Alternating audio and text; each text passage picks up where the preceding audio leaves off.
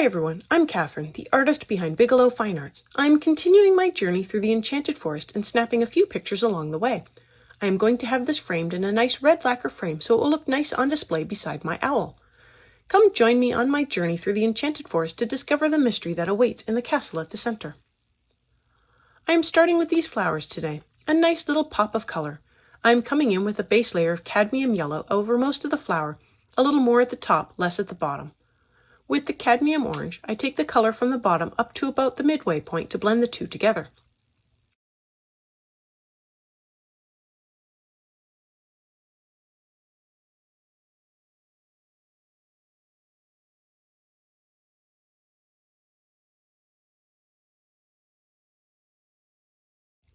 With the dark cadmium orange, I mostly keep it to the bottom with a light blend up. I am trying to keep the colors as a gradient, but not just bands of color.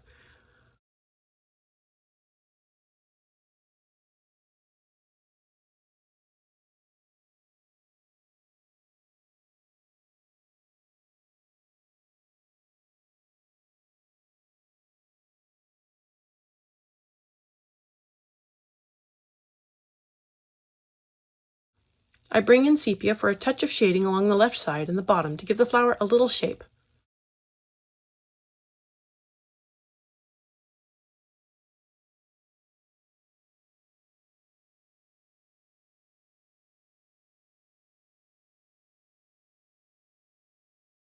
I blend everything together with more cadmium yellow, then touch up the sepia again.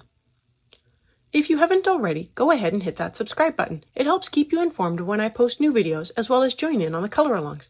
I have palettes and timestamps in a Patreon post, so go check that out if you want the whole list of colors. And if you missed out on my free coloring page, be sure to check out the cards for some playlists, including the one to get that and color along with me. Subscribing is the best way to learn about more freebies like that.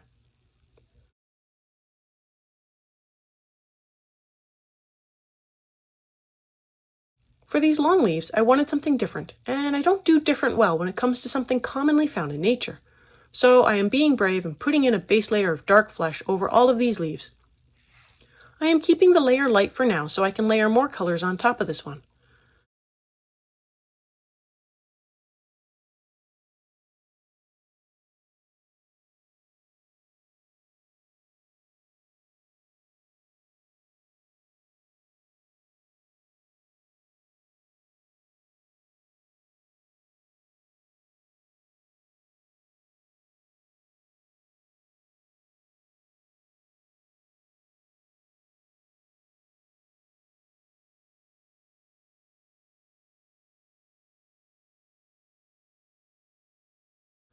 With the rose carmine, I add in a deeper layer at the bottom of the leaf, just like I do when I'm working with green. These colors are different, but I am working them up in the same basic pattern. Light color followed by a darker color, then I blend everything together and do a touch-up as needed.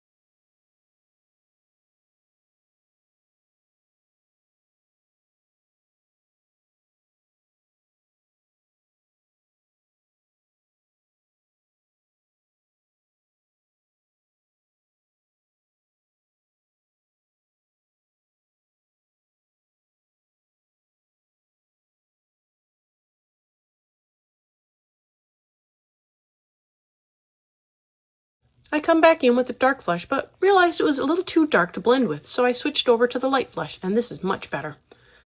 It preserves the light tips of the leaves while also adding in a layer and blending the rose carmine into the dark flesh.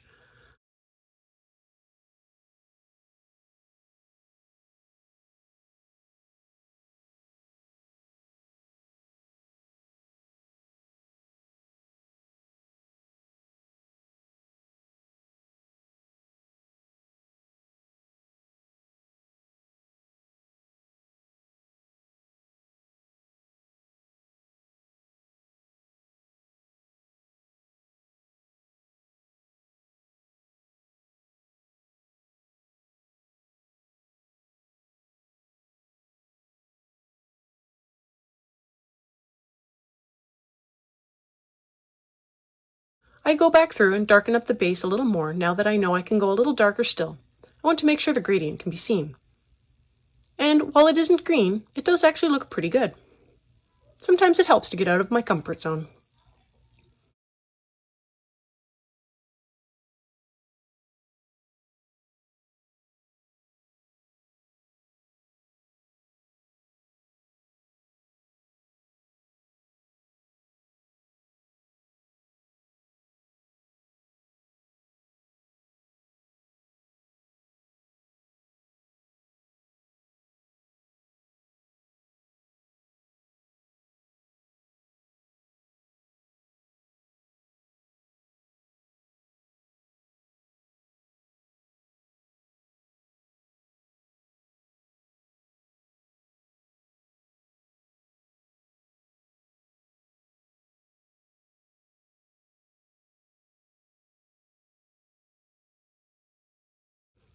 Time for more oak leaves. I'm going to work them up the same as the others, beginning with a light layer of light green over the whole leaf. I realized after I worked up these leaves in green that they might also have looked good as brown leaves, making it look like the squirrel was sitting on the ground. I go over the light green again to build up the layers.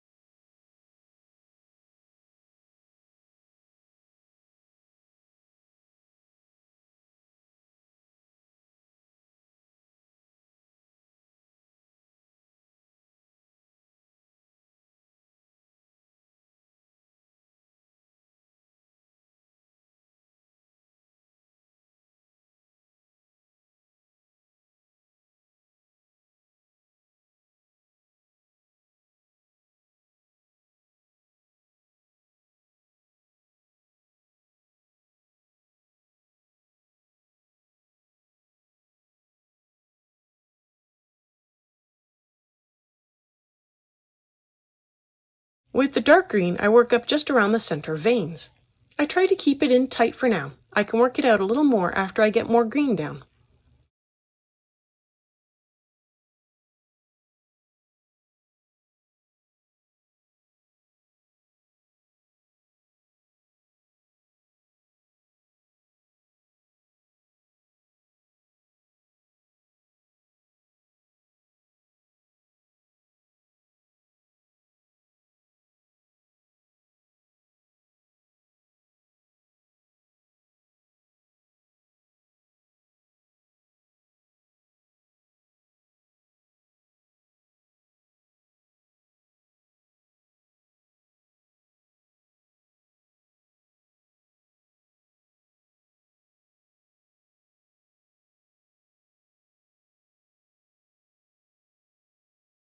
The leaf green is what I use to take the green a little further out. With a light hand, I feather out from the dark green while still keeping it within the center section of the leaf.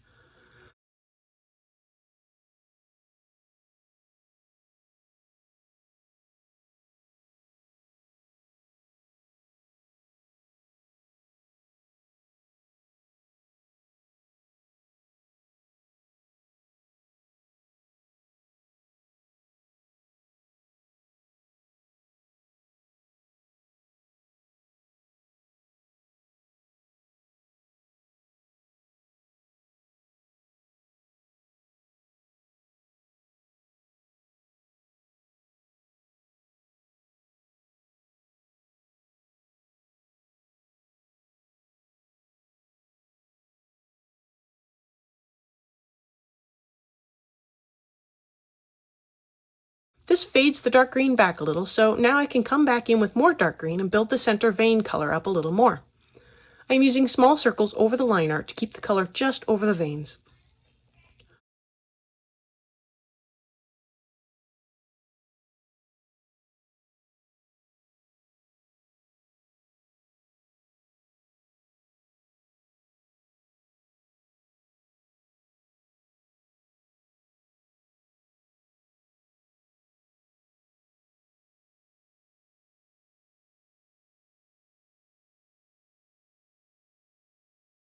I blend it all together with grass green, again keeping the color to the central part of the leaf. I want that outer line section to remain light.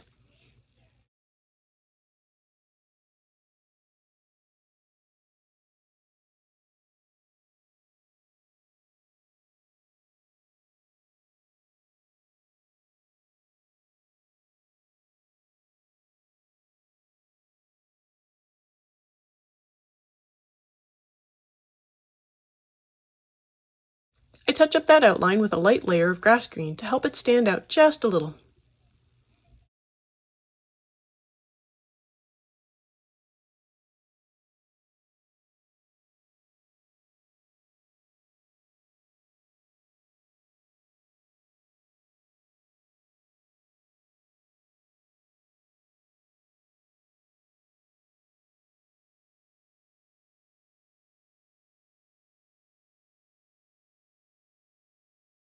Over to the tiny leaves on the right. I come in with a base layer of light green over all of them. I missed two, and I will come back for them later, I promise.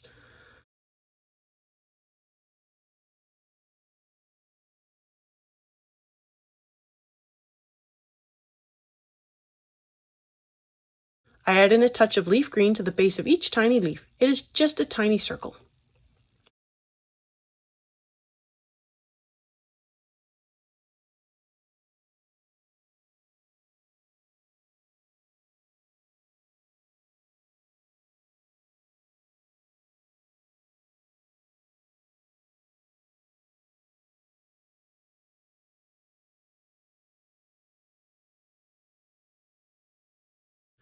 Over to the stem of the pink leaf vine, and I fill that in with dark red.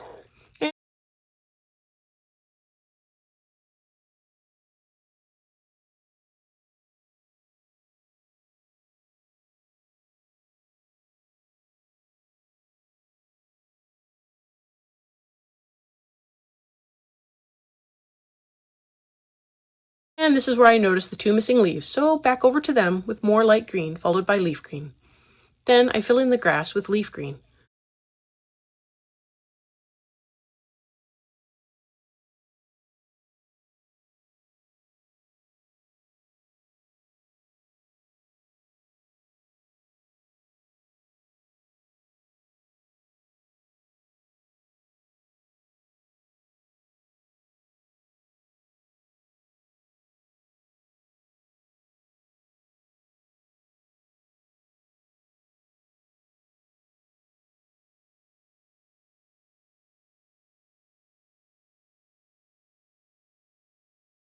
I put in a little dark green at the base to give it dimension. If you've made it this far and have enjoyed coloring along with me or just watching these leaves come to life, I'd appreciate it if you'd give me a like and subscribe to stay informed of when I post more videos. It really helps me out. Check out my blog posts on Patreon. I have a short write-up, my palettes, and a list of the chapter breaks, and they're available for everyone. If you have any questions or page requests, please leave them below or reach out to me on social media. I put a list of chapter breaks in the show notes as well as a list of equipment I like to use. If you use any of my affiliate links, it really helps me out without costing you a thing. I post 3 times during the week, and subscribing is the best way to stay in the loop. Plus, if I post more free coloring pages, you'll be one of the first to know. These curled things with the circles reminded me of fern opening up in the spring, so I am coming in with the dark green and giving them a base layer with it.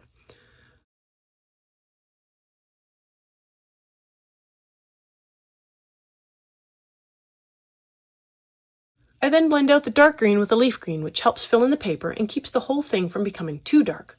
I still want to be able to see what it is and not have a dark green blob here.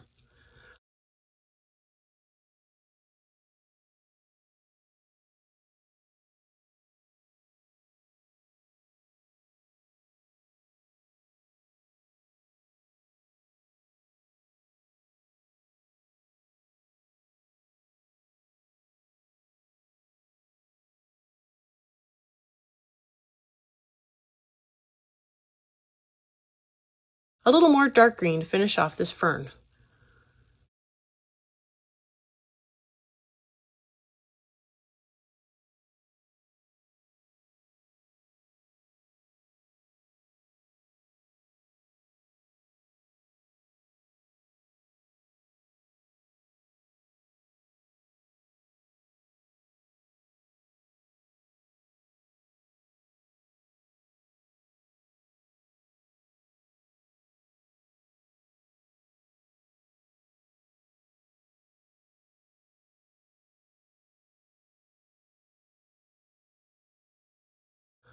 For these long pointed leaves, I begin with the dark green at the base of each leaf, then give them a light covering layer over the whole leaf.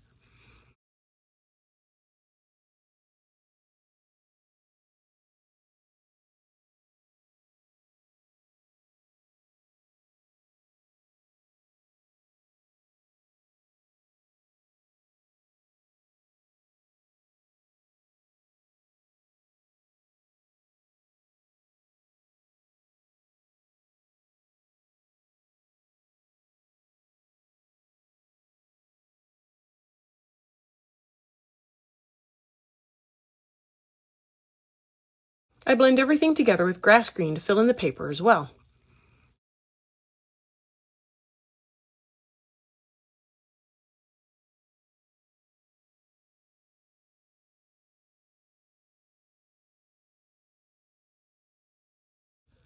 With the dark green, I also fill in the stems for the flowers, and I finish off the stems with some grass green.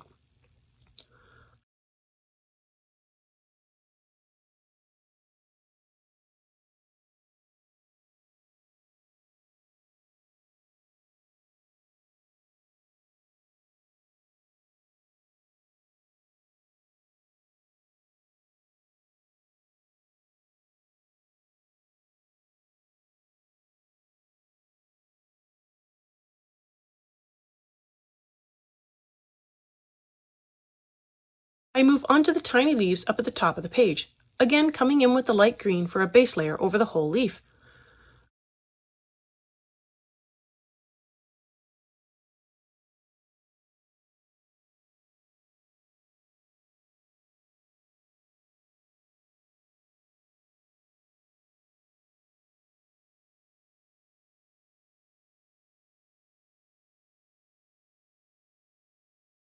I add in leaf green at the base of each tiny leaf, just a little touch. I switched over from a tiny circle to a little scribble, moving the pencil up and down from the base. This helps feather out the color a little better than the circle in such a small space.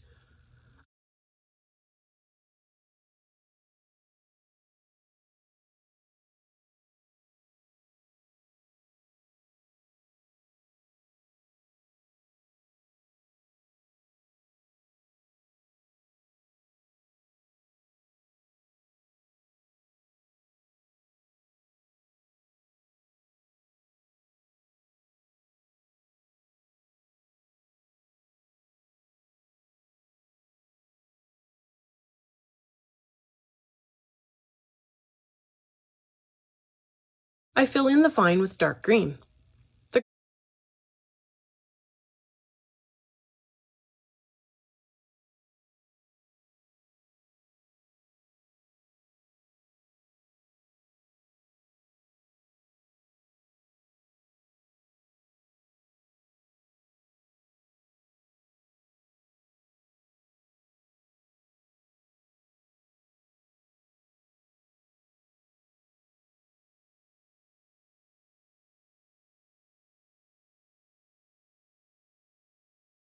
The grass is filled in with grass green.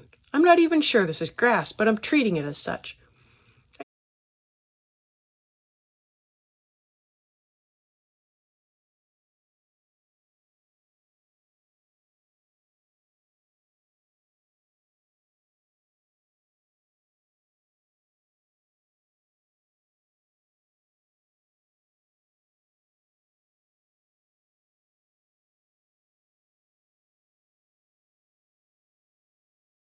I use a little leaf green at the base to give it a little depth, followed by a touch of dark green at the very bottom.